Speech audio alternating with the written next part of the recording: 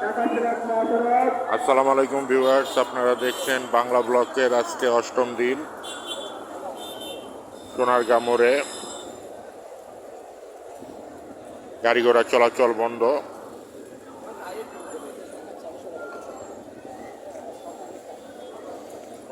সোনারগাঁ মোড়ে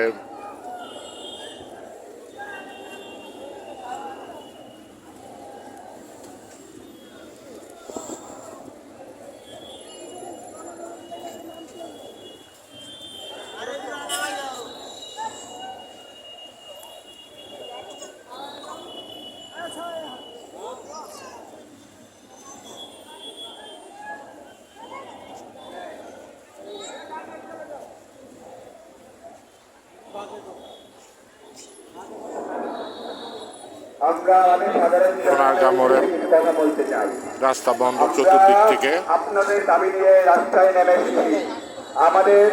আপনাদের সন্তানের জন্য আজকে এই আন্দোলন, একজন ছাত্রের জন্য এই আন্দোলন।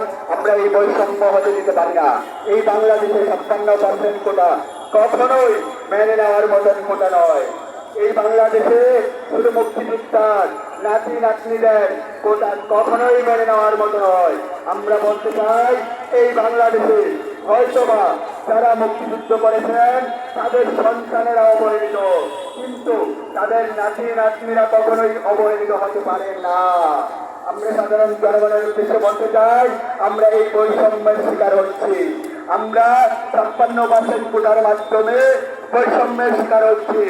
আপনার সন্তানটি বৈষম্যের শিকার হচ্ছে। আমরা আবারও সাধারণ জনগণের উদ্দেশ্যে বলতে চাই, আপনি কি চান আপনার সন্তান দিনরাত পরিশ্রম করে বৈষম্যের শিকার হোক? আমি হয়তো ভুলও বলিনি, আমি হয়তো বলতে পারি